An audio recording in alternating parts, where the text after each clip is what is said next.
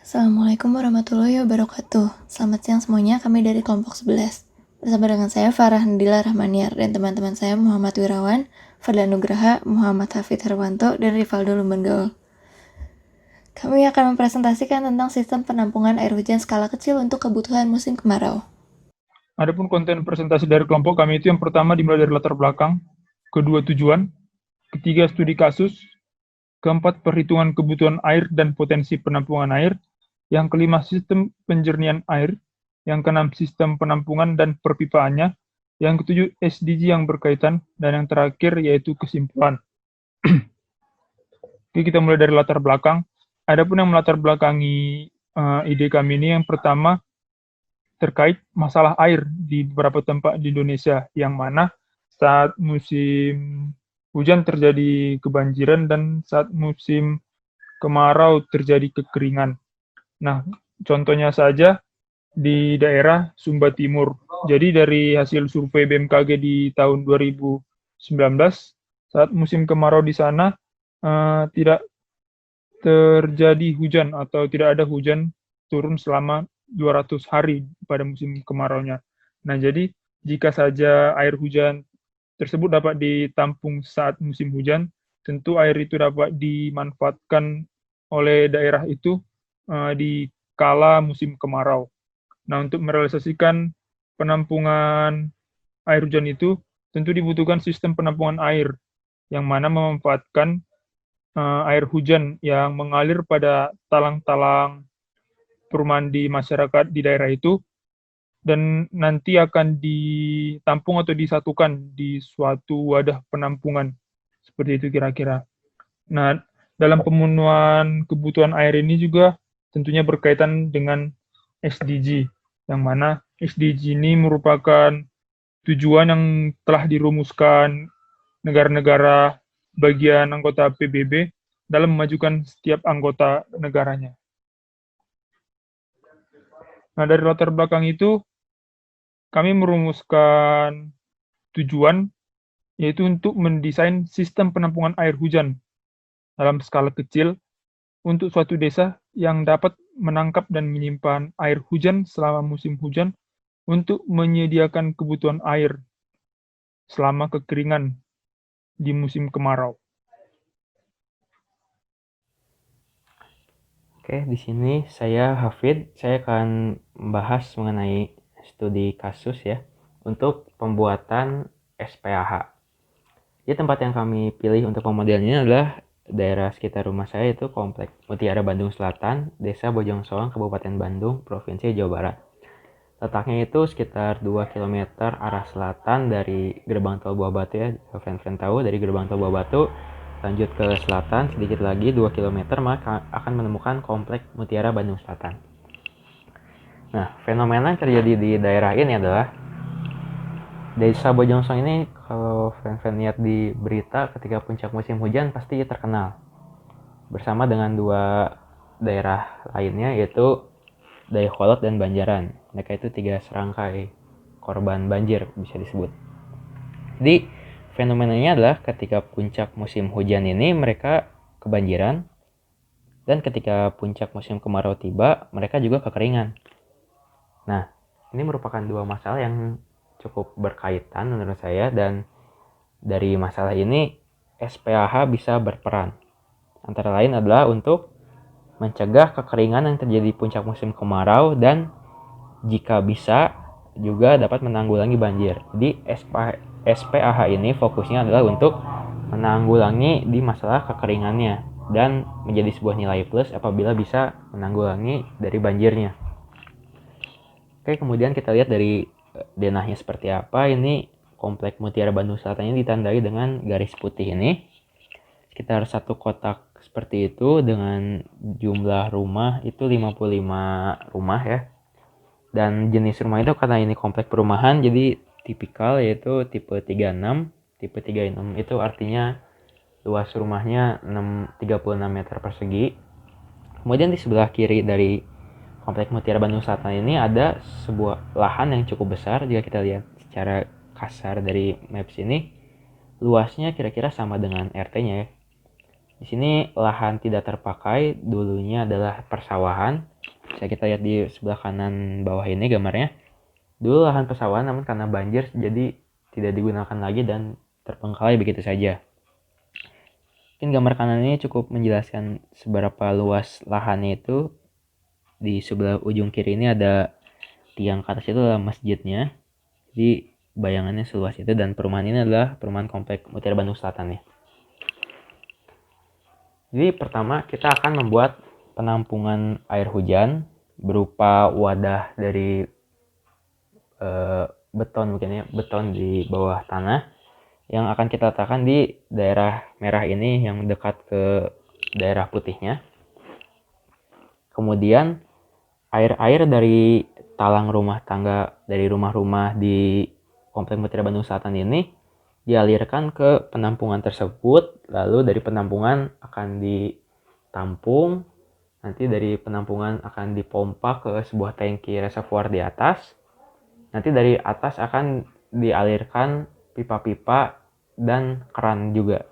Jadi nanti masyarakat yang akan ingin mengambil air bersih bisa datang ke tempat penampungan itu, mengambil dari keran yang sudah disediakan. Nanti kerannya ada di tempat terbuka di sekitar komplek Mutiara Bandung Selatan ini, di dekat penampungan. Jika kita lihat di gambar kiri bawah ini, di kotak putih ini di bagian kiri atas ada yang beratap putih ini yang cukup besar, kemudian di bawahnya itu berwarna hijau, itu daerah terbuka, lapangan terbuka gitu, seperti itu. Nanti kita letakkan kerannya di sana. Oke, kita next mulai mendesain tempat penampungan air hujannya. Seberapa besar volume penampungan yang kita butuhkan, kita sesuaikan dengan kebutuhan air masyarakat dan juga potensi pengumpulan air hujannya. Pertama kita mulai dari perhitungan kebutuhan airnya masyarakat. Dilihat dari kiri bawah ini tabelnya. Untuk rumah biasa pemakaian air rata-rata itu 250 liter sehari per orangnya. Di sini kita asumsikan jumlah orang per rumah itu merata sekitar 4 orang. Lalu jumlah rumahnya 55. Kemudian kita kalikan 55 ini dengan dikali 4 dikali dengan 250 liter, maka kita dapatkan total kebutuhan air saat musim kemarau. Ini musim kemarau kita asumsikan berjalan 1 bulan penuh, jadi 30 hari. Jadi 30 dikali 55 dikali 4 dikali 250 liter didapatkan adalah 1650 meter kubik. Total kebutuhan air saat musim kemarau. Dan di sini kami asumsikan air hujan tampungan ini dapat memenuhi 50% kebutuhan air bersih masyarakat. Karena di sini kami asumsikan 50%-nya itu bisa dapat dari PDAM dan air tanah. Jadi kita cukup mengakomodir 50% terlebih dahulu. Sehingga volume penampungan air hujan yang dibutuhkan adalah 825 meter kubik. Jadi selama 1 bulan ini terdapat 825 meter kubik air bersih yang dapat digunakan oleh masyarakat. Berikutnya ada perhitungan potensi penampungan air. Untuk mengetahui volume air yang dapat ditampung dari hujan, kami mencari data curah hujan untuk Kota Bandung. Kami mendapatkan data 5 tahun terakhir dari 2014 sampai 2019, di mana data curah hujan dan hari hujan tercatat per bulan, seperti pada tabel berikut. Setelah itu, kami mengambil rata-rata dari 5 tahun itu untuk setiap bulannya sebagai data curah hujan perkiraan. Ini yang ada pada tabel, rata-rata curah hujan dalam milimeter. Sistem penangkapan hujan, kami menggunakan talang air yang ada pada atap setiap rumah. Berarti semua hujan yang mengenai atap akan masuk ke dalam talang dan dialirkan ke penampungan. Karena definisi curah hujan adalah tinggi air setiap 1 meter persegi tanah, kami menghitung luas atap rumah untuk mengetahui volume yang bisa didapatkan dari penangkapan hujan. Data air hujan yang tertampung pada tabel dihitung dari jumlah rumah dikalikan dengan luas atap rumah dikalikan dengan curah hujan. Didapatkanlah data tersebut. Itu yang warna biru dia kami anggap sebagai musim hujannya, terus yang merah dianggap sebagai musim kemarau karena dilihat dari rata-rata si curah hujannya dia yang paling sedikit antara Juni sampai Oktober. Nah, dari situ didapatkan volume tertinggi yang dapat ditampung ada pada bulan November, yaitu sebanyak 1387,5015 meter kubik air.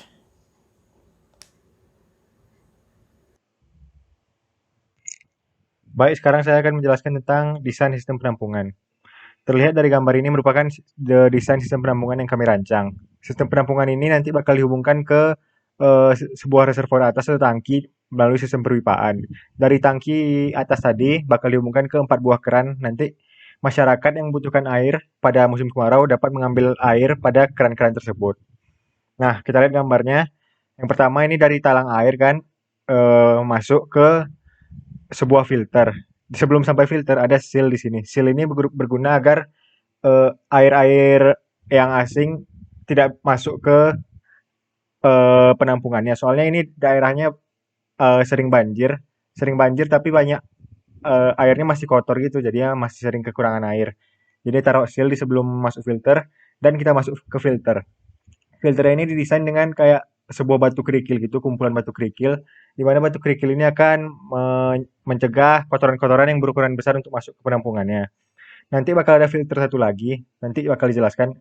Sekarang masuk ke penampungannya. Penampungan air hujan ini volumenya 825 meter kubik. Dari mana angkanya ini? Sebenarnya ini 50% kebutuhan air masyarakat selama 1 bulan.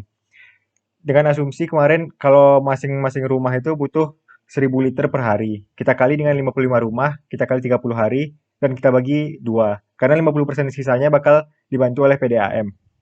Nah, kami juga merancang sistem di samping ini. Kalau misalnya penuh penampungannya, jadi nanti air ini bakal mengalir ke sumur serapan di samping ini dan air yang berlebihan ini bakal dialirkan ke tanah.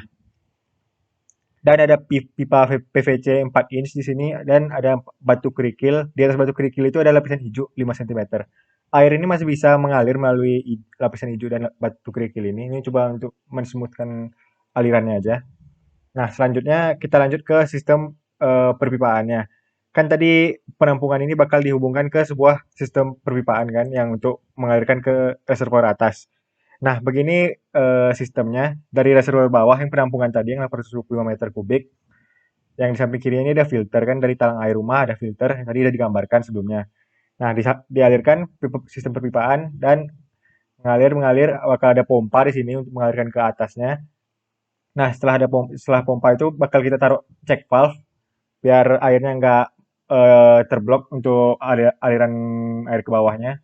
Setelah itu ada gate valve juga dan ada filter. Filter ini menggunakan filter reverse osmosis. Nanti bakal dijelaskan di slide selanjutnya. Di slide beberapa slide selanjutnya. Dan sampai ke atas baru sampai ke reservoir atas. Reservoir atas ini volumenya 206,25 meter kubik.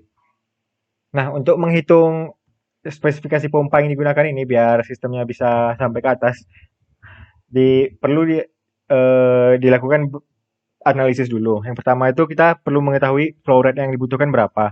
Ini sebenarnya asumsi aja menggunakan angka yang masuk akal. 100 liter per menit digunakan flow rate 100 liter per menit. Diameter pipanya itu 1,5 inci dan panjangnya ini kan reservoir atas ini bakal ditaruh kayak di atas masjid gitu. Dan saya asumsikan tingginya itu sekitar 6 meter di atas permukaan tanah. Dan bakal ada panjang pipanya jadi sekitar 10 meter lah gitu. Untuk roughness-nya karena pipa yang digunakan ini dengan material PVC, ini didapat dari internet. Kalau relatif roughness-nya itu 0,015 mm. Elevation-nya itu 6 meter tadi kan.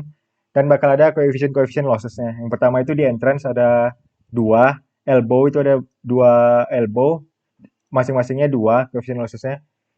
Dan ada check valve tadi kan, check valve di sini, gate valve di sini ada 2 juga koefisien losses-nya dan ada filter. Filter ini 12 koefisien losses-nya. Ada juga exit di sini 1 koefisien losses-nya. Karena ini air kan, jadi fluid density itu 1000 kg per meter kubik. Viskositasnya 0,001 Newton per second meter kuadrat dan kita asumsikan efisiensi pompanya itu 75%. Selanjutnya kita bisa menghitung head pompa dan daya dari pompanya. Nah, di sini ada tabel hasil perhitungannya. Pertama kali kita harus menghitung kecepatannya dulu dengan menggunakan persamaan Q sama dengan V kali A, dapat kecepatan sama dengan V sama dengan Q bagi A. Reynolds juga bisa, udah dapat kecepatan bisa dihitung Reynolds, didapat Reynolds segini. Setelah itu bisa dihitung relative roughness-nya itu 0,000394. Ini hubungannya adalah absolute roughness yang 0,015 tadi dibagi dengan diameter. Dari situ kita bisa menggunakan Moody chart, bisa kita dapat friction factor-nya berapa. Dari situ udah dapat friction factor, bisa dihitung major head loss. Didapat nilai major head loss-nya itu 0,001842 meter.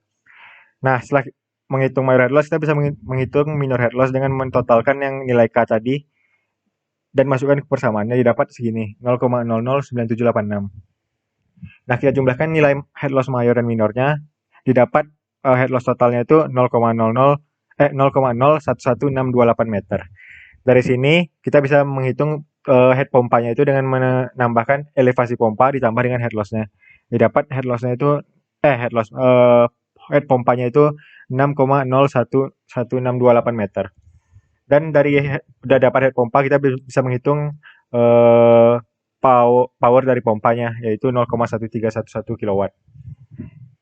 Dari sini kita bisa menentukan pompa yang digunakan ini pompa apa gitu. Nah, yang kami gunakan bakal ada pompa MXP 403/A dari Bedu Pompen. Ini spesifikasi headnya itu 10 meter dengan laju aliran 120 liter per menit. Sekian, selanjutnya adalah sistem plumbing, yaitu pengaliran dari reservoir atas menuju keran yang akan dijelaskan oleh Rivaldo. Kemudian kita lanjut ke sistem plumbing untuk penentuan diameter dan pipa yang kita gunakan. Dapat kita lihat pada gambar sebelah kiri itu merupakan gambaran kasar terkait skematik perpipaan yang kita gunakan untuk menyalurkan air. Nah, jadi air dari sistem penampungan kita akan disalurkan ke 4 keran yang ada di dekat penampungan itu. Nah, untuk keran ini sendiri itu diasumsikan berdasarkan debit yang dikeluarkannya itu sebagai keran cuci muka untuk tempat umum, yang mana berdasarkan standar dia memiliki nilai UBAP 2 untuk setiap kerannya. Dalam penentuan diameter pipa-pipanya, pertama kita membaginya ke dalam 5 segmen atau 5 bagian, yaitu ada bagian A, B, C, D, dan E. Nah, kita tinjau satu persatu. Pada segmen A, pipanya digunakan untuk mengalirkan air ke satu keran saja, sehingga pada segmen A memiliki UBAP 2. Untuk segmen B, itu ada 2 keran, sehingga UBAP-nya 4. Begitu dengan segmen C, memiliki UBAP 4. Dan segmen D untuk mengalirkan ke satu keran, UBAP-nya 2. Dan untuk segmen E, untuk mengalirkan ke 4 keran, UBAP-nya menjadi 8. Nah, setelah kita menentukan UBAP di setiap segmen, kita akan menentukan diameter pipa per segmennya. Nah, dapat kita lihat pada tabel sebelah kanan. Pertama, kita asumsikan untuk panjang maksimum setiap percabangan pipanya itu 12 meter, sehingga kita menggunakan kolom ketiga dari sebelah kiri pada tabel ini. Kita tinjau satu persatu. Pada segmen A nilai UBAP-nya 2, nilai ini masih di bawah UBAP 6, sehingga diameternya yaitu 0,5. Begitu juga pada segmen B, C, dan D, yang mana UBAP-nya masih di bawah 6, sehingga diameter pipa yang digunakan itu masih 0,5 inci seperti itu. Nah, untuk bagian E, dia memiliki nilai UBAP 8. UBAP ini sudah di atas 6, cuman masih di bawah 16, sehingga diameter pipa yang digunakan itu yaitu 0,75 inch. Sistem penjernihan air hujan agar menjadi layak pakai menggunakan konsep reverse osmosis. Ini untuk yang memfilter si air hujannya itu. Reverse osmosis adalah proses di mana tekanan diberikan pada air untuk melewati membran semi-permeable untuk menyingkirkan partikel-partikel kecilnya, seperti yang terlihat pada gambar ini. Kalau pada proses osmosis, pelarut bergerak secara alami dari daerah konsentrasi solusi rendah ke daerah konsentrasi solusi tinggi melewati membran semi-permeable tadi. Pada reverse osmosis yang terjadi adalah sebaliknya. Ya, perkenalkan, nama saya Fadlan Nugraha akan menjelaskan SDG yang berkaitan dengan tugas kami. Yang pertama adalah akses air bersih dan sanitasi. SDG ini memiliki tujuan untuk memastikan ketersediaan dan manajemen air bersih yang berkelanjutan dan sanitasi bagi semua. Seperti yang kita tahu, dengan penampungan air selama musim hujan dan dengan terdapat filter air bersih pada tugas kami, sehingga kebutuhan air bersih pada musim kemarau dapat dipenuhi, serta dapat memastikan bahwa semua warga dapat menikmati air bersih pada musim kemarau tersebut. Kemudian SDG yang berikutnya adalah kesehatan yang baik dan kesejahteraan, yang memiliki tujuan memastikan kehidupan yang sehat dan mendukung kesejahteraan bagi semua untuk semua usia. Sumber air minum yang tidak bersih dan sehat merupakan salah satu penyebab kematian yang dapat dihindari bila air minum layak. Begitu pula juga dengan penyakit kulit yang berasal dari penggunaan air untuk mandi dan bersih-bersih yang kotor dan mengandung bakteri. Dengan sistem penampungan air hujan ini dan penyaluran air selama musim kemarau, masalah tersebut dapat terhindari. Selanjutnya adalah kesimpulan dari kelompok kami. Jadi kesimpulan dari tugas kami adalah sistem penampungan air hujan yang kami gunakan memanfaatkan talang air yang terdapat pada atap rumah-rumah pada kompleks. Untuk memenuhi kebutuhan air satu kompleks, wadah penampungan didesain untuk dapat menyimpan air sebanyak 825 meter kubik. Sebelum air hujan masuk ke dalam penampungan, ia disaring terlebih dahulu dan didesinfeksi dengan sistem reverse osmosis. Pompa yang digunakan untuk menyalurkan air ke reservoir atas sebesar 6,011628 meter dan daya sebesar 98,29 watt. Sistem penampungan air hujan ini masih berskala cukup kecil, tetapi dapat digunakan untuk daerah yang lebih luas jika ada lahan yang mencukupi untuk tempat penampungannya. Sistem yang kami buat juga hanya mengalirkan air bersih ke daerah dekat tempat penampungan, tetapi untuk pengaplikasiannya bisa saja dibuat air bersih tersebut dialirkan ke rumah-rumah. Demikian presentasi dari kami. Terima kasih atas perhatiannya.